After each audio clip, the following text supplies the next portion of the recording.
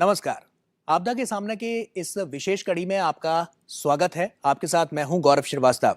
आज हम बात कर रहे हैं बाढ़ को लेकर। बाढ़ से जो समस्याएं लगातार देखने को मिलती हैं, उसमें किस तरह से आगे आकर लगातार हम जब देख रहे हैं कि जो प्रशासन है वो मुस्तैद होकर काम करता हुआ नजर आ रहा है, और साथ ही साथ जो तमाम तैयारियां हैं वो किस लिहाज से होने वाली हैं, उस पर आज हमारा खास फोकस रहेगा। तो हमारे साथ बहुत ही खास मेहमान हमारे साथ जुड़ रहे हैं। सबसे पहले उनसे आपका परिचय करवा देते हैं। तो हमारे साथ राजेंद्र सिंह जी हैं, जो कि मेंबर हैं एनडीएमए के। सर, बहुत स्वागत है आपका। नमस्कार। और हमारे साथ डॉक्टर सुनीता रेड्डी हैं, जो कि प्रोफेसर हैं जेएनयू की। मैम, आपका भी बहुत स्वागत है। साथ ही साथ हमारे साथ हेमलता बिरवानी जी हैं, जो कि साइंटिस्ट हैं आईएमडी की। मैम, आपका भी बहुत स्वागत है। और हमारे साथ मनोज कुमार यादव जी हैं, जो कि डीआईजी हैं एनडीआरएफ के। सर, आपका भी बहुत बहुत स्वागत है। सबसे पहले सर राजेंद्र सर, अभी से समझना चाहूंगा कि बाढ़ प्रबंधन पर एनडीएमए ने क्या दिशा निर्देश यहाँ पर जारी किए हैं, जिससे लोगों को सहूलियत हो सके। धन्यवाद गौरव जी। बाढ़ से होने वाले नुकसान के लिए, इसके प्रबंधन के लिए एनडीएमए ने बहुत कुछ कदम उठाए हैं, जिनमें मुख्यतः है हमने 2008 और 2010 में एक गाइडलाइन इशू की है, और ये गाइडलाइन बहुत विस्तृत गाइडलाइन है, जिसमें बाढ़ से पहले, बाढ़ के समय और बाढ़ के बाद, जिसमें कि कैपेसिटी बिल्डिंग, प्रिपरेशन, रिस्पॉन्स और रिकवरी, इन सब चीज़ को विस्तृत ढंग से हमने इसमें लोगों को बताया है। और ये गाइडलाइन हमने स्टेट के साथ और हर ज़िले के साथ, जो बाढ़ ग्रसित ज़िले हैं उनके साथ इनको शेयर किया है। इसके साथ ही साथ हमने 2019 में हमने एनडीएमपी डिजास्टर मैनेजमेंट प्लान जो है पूरे देश का, उसको जो है स्टार्ट किया है। और उसमें भी अर्बन फ्लड और फ्लड के लिए जो जो जिले हैं उनके लिए क्या प्लानिंग होनी चाहिए, उसमें भी उसको विस्तृत रूप से उनको बताया गया है कि किस तरह से अपना बाढ़ के लिए अपने प्लान को बनाना है जी। इसके साथ ही एनआरएससी और इसरो के साथ मिलकर के हम लोगों ने, सीडब्ल्यूसी और आईएमडी ने मिलकर के, एनडीएमए ने साथ मिलकर के एक बाढ़ जो है खतरे के लिए जो है इनको चिन्हित करने के लिए एक एटलस बनाई है, फ्लड हैजर्ड एटलस जो है बनाई है। और 6 राज्यों में हमने ये एटलस जो है लोगों के बीच में, उनके बीच में उनको दी है और उनसे साझा की है। इस एटलस उनके पास एक ऐसा तंत्र आ गया है अभी, जिससे कि पूरे ज़िले के, पूरे स्टेट के बाढ़ को वो देख सकते हैं कि कहाँ पर बाढ़ के एरिया हैं। और उस समय जब बाढ़ का और मानसून का सीजन शुरू होता है, उससे पहले वो जोनिंग करके वहाँ से लोगों को विस्थापन का काम और वहाँ लोगों को ना बसने दें, उसके काम के लिए भी ये उस एटलस की मदद जो है ये लोग लेते हैं। और सबसे महत्वपूर्ण काम जो हम लोग करते हैं, वो कहते हैं कि 25 राज्य जो बाढ़ ग्रसित हैं, इनके रिलीफ कमिश्नर जो होते हैं, जो आपदाओं को राज्यों में देखते हैं, उनके साथ हम एक बहुत महत्वपूर्ण मीटिंग जो है दिल्ली में करते हैं। और सबको ऑन बोर्ड ले करके लास्ट ईयर बाढ़ में क्या क्या नुकसान हुआ है, क्या कमियां रह गई हैं, उसको सुधारने के लिए एक्शन प्लान 2023 और 24 का क्या है, उस पर भी हम उनसे विस्तृत जानकारी लेते हैं। और तैयारियों के लिए उनसे एक विस्तृत रिपोर्ट वो लोग हमसे साझा करते हैं।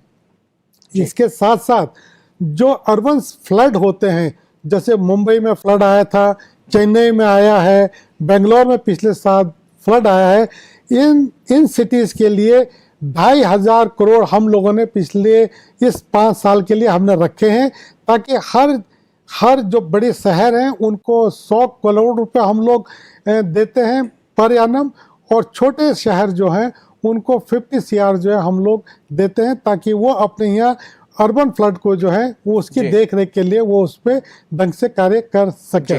इसके साथ साथ हर जो बाढ़ ग्रसित राज्य है और जिला है, उसमें हम लोग हर साल एक मॉक ड्रिल जो है एनडीआरएफ, एसडीआरएफ, सारी जितने भी डिस्ट्रिक्ट की और स्टेट की एजेंसीज हैं उनके साथ मिलकर के एक मॉक ड्रिल करते हैं, ताकि सब लोग एक्टिव हो जाएं और अपने अपने जिम्मेवारियों को समझें और उसमें जो भी उनकी भागीदारी है वो पूरा करें, और जहां वो कमी पाते हैं इस मॉक ड्रिल के दौरान उस चीज को वो जल्दी से जल्दी उसको पूरा करें। आपने बहुत अच्छी बात कही और साफ तौर पर ये काफी महत्वपूर्ण हो जाता है जो जानकारी आपने साझा की है। हमारे साथ हेमलता जी भी हैं। हेमलता जी, अगर हम बाढ़ को लेकर देखें तो बाढ़ कितने प्रकार की होती है, और बाढ़ की जब हम बात करते हैं तो वो किस तरह से उसके लिए जो चेतावनियां होती हैं वो जारी की जाती हैं, और बाढ़ से होने वाले जो खतरे होते हैं वो कितने प्रकार के होते हैं? जी, एक्चुअली बाढ़ जो होती है वो 3-4 प्रकार की होती है। एक तो जो होती है जो नदी से होती है जिसे हम रिवराइन फ्लड्स कहते हैं। एक तो जो होती है अर्बन फ्लड जिसके बारे में हमारे सर भी बात कर रहे थे, जो शहरों में होती है। और एक है फ्लैश फ्लड्स, जो कि एक नया टर्म है, बट जो ये बाढ़ होती है जो ज़्यादा तीव्रता बारिश से 6 घंटे के अंदर जो होती है। तो ये होते 3 मेन टाइप्स ऑफ फ्लड्स जो हमारे कंट्री में इस वक्त मौजूद हैं।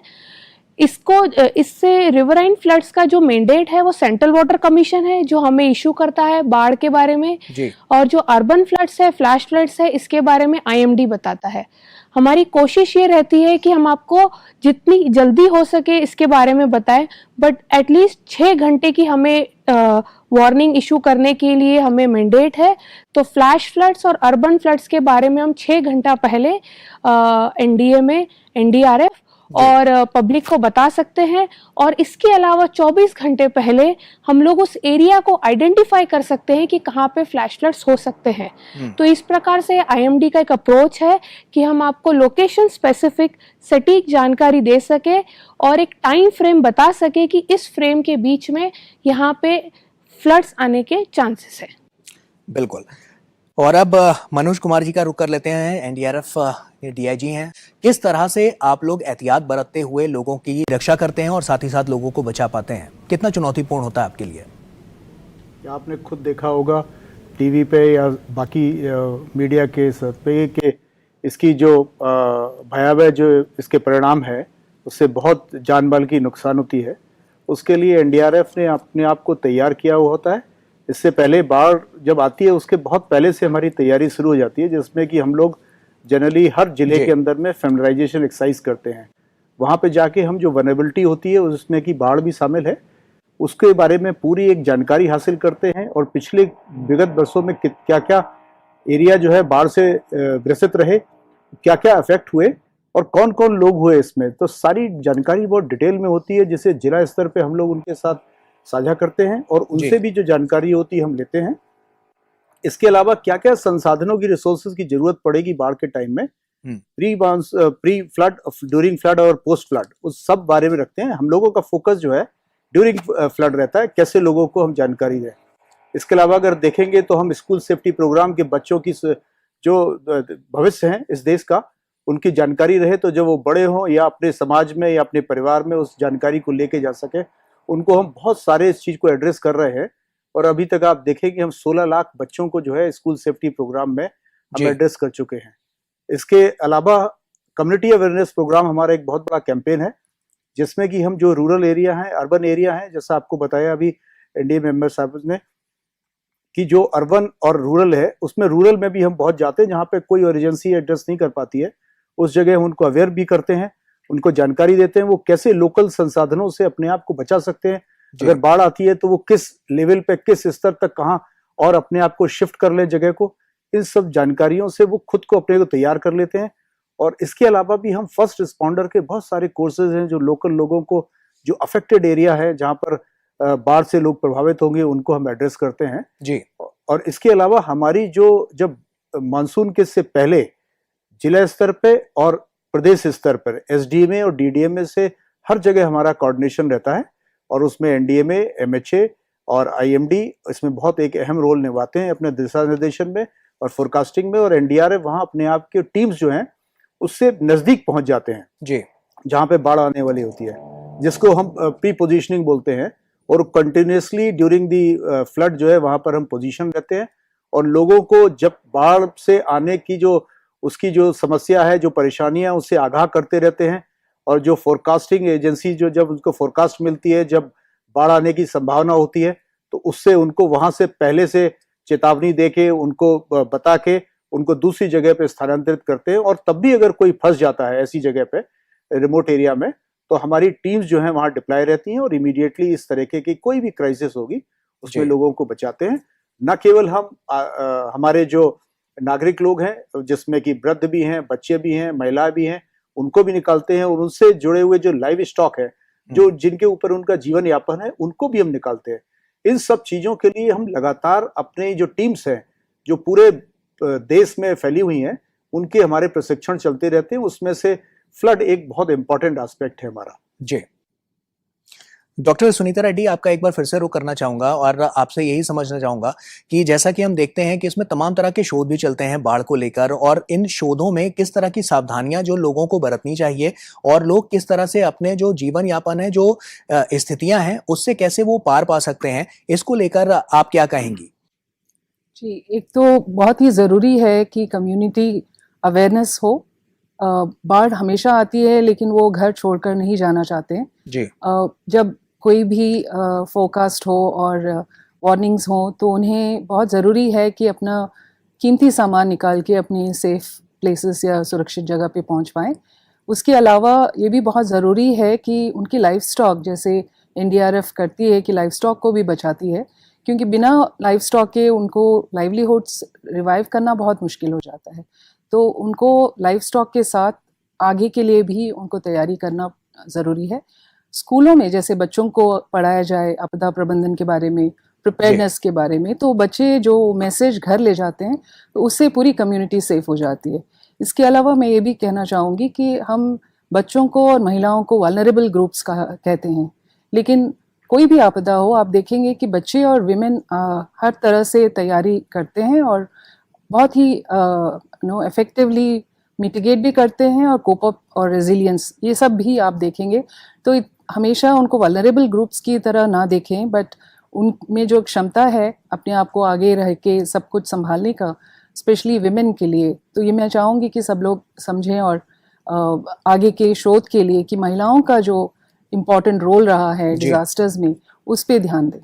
तो ऐसे में ये जो बातें हैं वो खास तौर पर बहुत महत्वपूर्ण हो जाती हैं, और इन्हीं बातों को मद्देनजर रखते हुए लगातार हम देख रहे हैं कि जो प्रशासन है वो मुस्तैदी के साथ काम कर रहा है और साफ तौर पर लोगों को बचाने के लिए, उनको राहत और सहूलियत देने के लिए लगातार अग्रसर होकर काम करता हुआ नजर आ रहा है। वक्त यहाँ पर एक छोटे से ब्रेक का हो गया है। ब्रेक के उस पार ये चर्चा जारी रहेगी, जल्द लौटते हैं। अनियमित वर्षा के कारण बाढ़ कहीं भी कभी भी आ सकती है, तो तैयार रहना अच्छा है। बाढ़ की चेतावनी का ध्यान रखें, रेडियो सुने, टीवी देखें, अखबार पढ़ें, केवल अधिकारियों द्वारा दी गई चेतावनी पर विश्वास करें।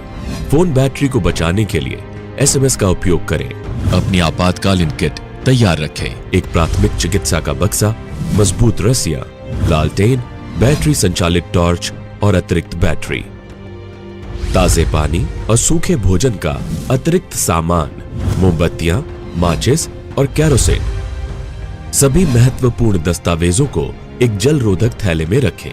पशुओं की रस्सियां खोलें। सुरक्षित ऊंचा स्थान या सेफ शेल्टर निर्धारित करके रखें। तैयारी में ही समझदारी। Irregular rainfall patterns mean flooding can happen anywhere. It is good to be prepared. Watch out for flood warnings. Listen to radio. Watch TV. Read newspapers. Rely only on official alerts. Use SMS to save phone battery. Keep an emergency kit ready. A first aid box. Strong ropes. Lantern. Battery operated torch. And extra batteries. Stock of fresh water and dry food. Candles, matchbox and kerosene. Keep all important documents in a waterproof bag. Untie cattle to ensure their safety. Locate high grounds and safe shelters. Be smart, be prepared.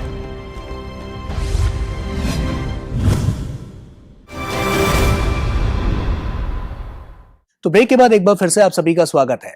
हम बात कर रहे हैं बाढ़ को लेकर, किस तरह से जो सुरक्षा है, तैयारी है और उपाय है वो लगातार कैसे हो, उस पर क्या रूपरेखा रखी जा रही है और किस तरह से लोगों को सहूलियत पहुंचे, लोगों को सावधानी देखने को मिले, तो साफ तौर पर इस पर खास फोकस रह रहा है हमारा और इसी पर आज हम चर्चा भी कर रहे हैं। हमारे साथ बहुत खास मेहमान भी हैं, लेकिन आपको बता दें कि हमारे साथ कुछ स्कूली बच्चे भी हैं और आपको बता दें कि ये एमएम पब्लिक स्कूल से ये छात्र हमारे साथ हैं। इनके मन में भी कुछ सवाल है जो ये पूछना चाहते हैं इस बाढ़ को लेकर कि किस तरह की जो स्थितियां हैं उसमें बच्चों के मन में क्या है। तो आइए सबसे पहले उसको जानने और टटोलने की कोशिश करते हैं कि बच्चों के मन में किस तरह के सवाल हैं बाढ़ को लेकर। तो पूछिए, आप में से कौन सवाल पूछना चाहता है? जी नमस्कार, मेरा नाम सिद्धांत धवन है और मैं कक्षा 8वीं का छात्र हूँ। मेरा प्रश्न आपसे यह है कि बाढ़ के क्या कारण होते हैं? 3 टाइप के बाढ़ होते हैं, बट जैसे हम सिटी में रहते हैं तो हम अर्बन फ्लड्स की बात करते हैं, जैसे सर भी मेंशन कर रहे थे। तो इसके कारण ये है इंटेंस प्रेसिपिटेशन, मतलब कि जो जोरों से शॉर्ट टाइम में बारिश होती है वो सबसे पहला कारण होता है। बट जो हमारे आजकल के रोड्स हैं, जो पेमेंट बन जो ड्रेनेज सिस्टम के प्रॉब्लम की वजह से कभी कभी जो इशू होते हैं उस वजह से पानी जम जाता है। तो सबसे पहला कारण हमारा ये होता है कि जो अगर शॉर्ट ड्यूरेशन में सबसे ज़्यादा बारिश हो गई है, ये आपका सबसे पहला कारण है। दूसरा है, अगर आप कोई ऐसे एरिया में हैं जहाँ पे नदी पास में है या डैम स्ट्रक्चर पास में, वहाँ से पानी भर गया है, तो ये दूसरा कारण होता है।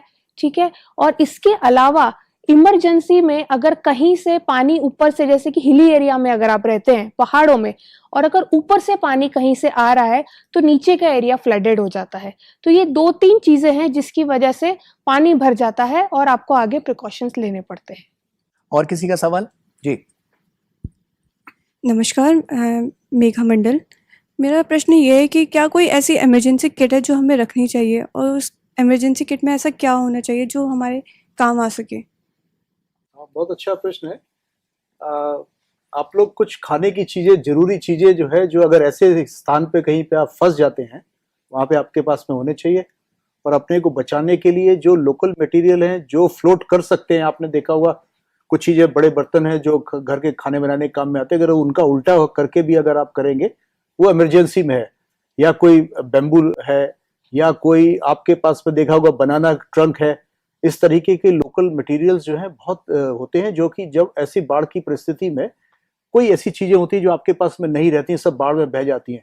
तो जो भी इस तरह का मटेरियल हो जो फ्लोट कर सके और आप उसकी सपोर्ट ले सके। और सबसे अच्छी चीज है कि अगर आप इस तरह के एरिया में रहते हैं तो वहां पर कम्युनिटी की तरफ से लाइफ बॉय जैकेट जो है वो सब रखी जाती हैं। तो लाइफ जैकेट्स भी अगर आपके पास में है, कम्युनिटी में किसी में उन्होंने स्टॉक करके रखी है और आप लोग समझते हैं कि बाढ़ आने वाली है, तो वो सबसे कारगर और अच्छा साधन है। बाढ़ की विभीषिका लगातार देखने को मिली है, लेकिन आप पहले से अगर तैयार रहेंगे, सतर्क रहेंगे, सावधान रहेंगे, तो आप अपना और अपने परिवार का पूरी तरह से ख्याल रख पाएंगे। छोटे से ब्रेक का वक्त हो गया यहाँ पर, जल्द लौटते हैं।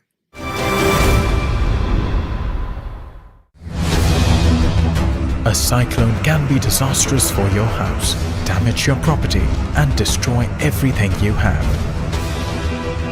But it need not wipe out your life entirely. Simple objects can be extremely useful and life-saving in case you get stuck in a cyclone. Stock of fresh water. Keep an emergency kit ready.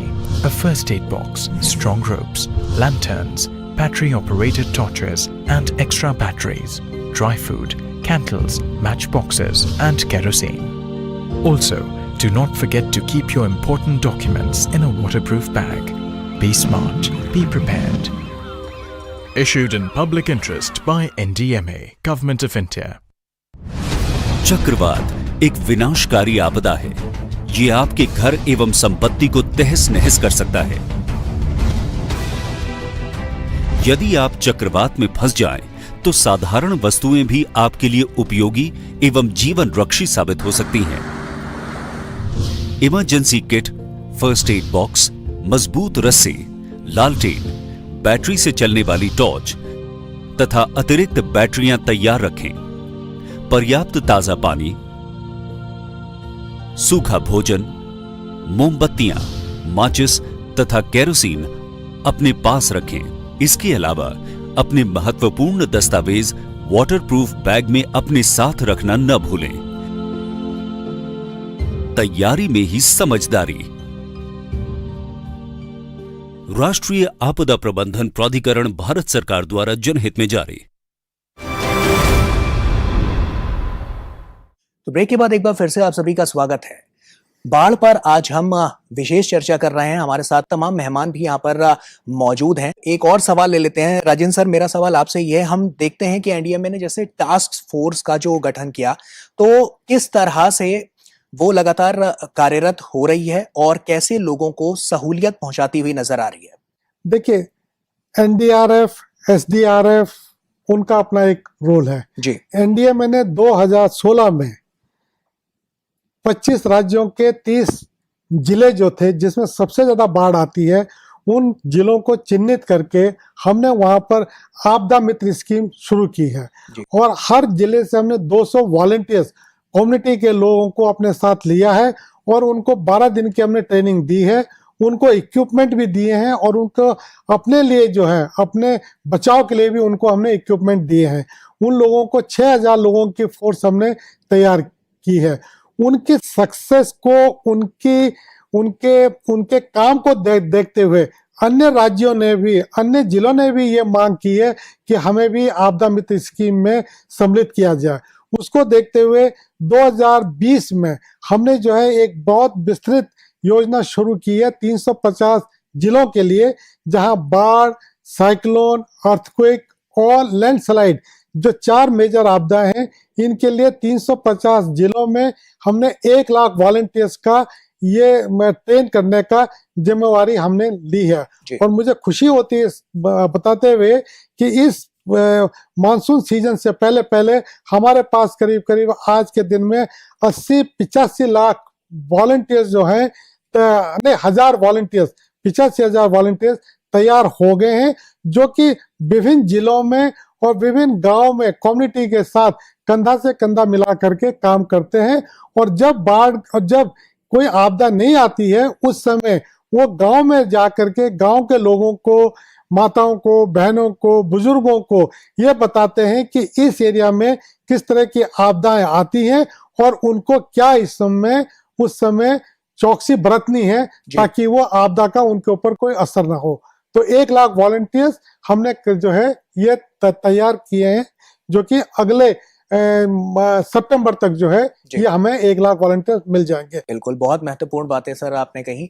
और अब Sunita ma'am, आपका ही रुख करना चाहूंगा, क्योंकि हम जैसा कि देख रहे हैं लगातार जो स्थितियां हैं उसमें जो समुदायों का रोल बहुत अहम हो जाता है। ऐसे में जब बाढ़ आती है, समुदायों को बहुत ज्यादा परेशानियों का सामना करना पड़ता है।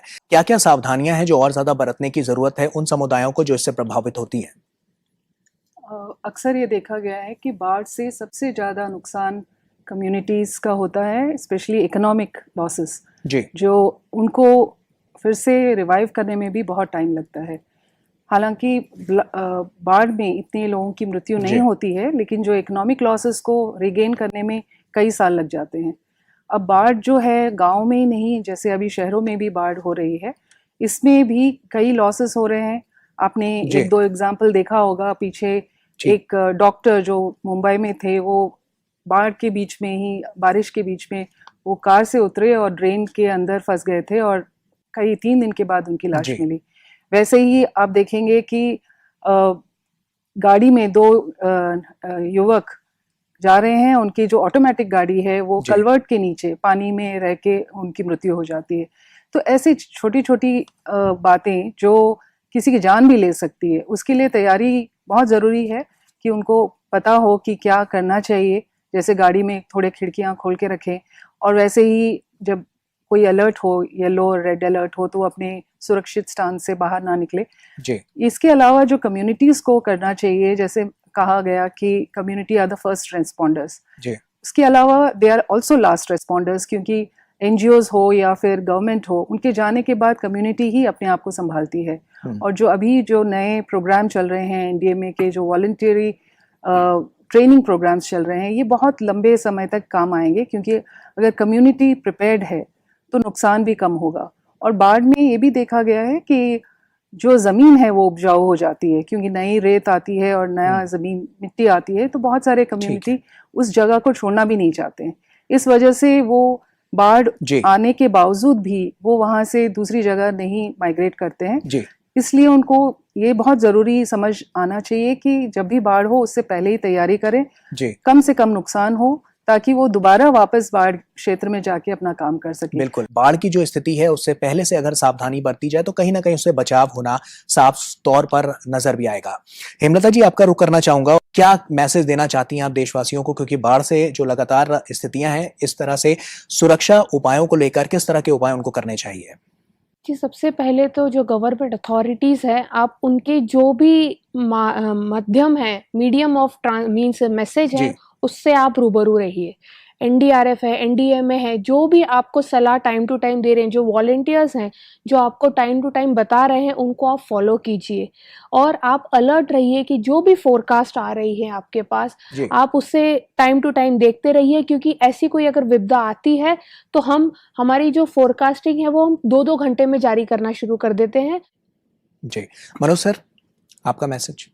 जैसे बाकी पैनलिस्ट सभी ने बताया, पूरी तैयारी होनी चाहिए और जब इस तरह के बाढ़ या कोई और दुर्घटना आती है उसके बारे में समूची अगर जानकारी आपके पास में है तो बहुत अच्छे से बचाया जा सकता है। इसका बहुत एक अच्छा उदाहरण है कि जब साइक्लोन पहले आते थे उसमें हमारे बहुत सारे जो है दुर्घटनाएं होती थी और जाने जाती थी, लेकिन एक ऐसा कैंपेन एक कोस्टल एरिया में चला जहां जहां साइक्लोन आते हैं वहां पर अभी जो है, और प्रिपरेशन भी इतनी हो गई है कि कम्युनिटी अवेयर है, गवर्नमेंट एलिमेंट है और रिस्पॉन्डिंग एजेंसी, फोरकास्टिंग, सभी का एक समन्वय से ऐसी हालत हो गई है कि बहुत कम जाने वहां पे जाती हैं। वो भी इसलिए जाती हैं कि कुछ लोग जिनको चेतावनी के बावजूद भी अपनी जगह नहीं छोड़ते हैं, तो इसलिए वो कभी कभी दुर्घटनाएं हो जाती हैं। तो आप अगर अवेयर हैं और आपको पूरी नॉलेज है और कैसे आपको अपने को बचा सकते हैं और कैसे आप इमरजेंसी के टाइम में इमरजेंसी जो फोर्सेज हैं या रिस्पॉन्डिंग एजेंसीज हैं, एनडीआरएफ है, एसडीआरएफ है या लोकल पुलिस है या कम्युनिटी के वॉलंटियर्स हैं, तो उनके आप मदद के लिए बुला सकते हैं और आपको बचाएंगे। तो सुना आपने कि जो साफ तौर पर बड़ा मैसेज यहाँ पर दिया गया है और ये मैसेज काफी महत्वपूर्ण हो जाता है, क्योंकि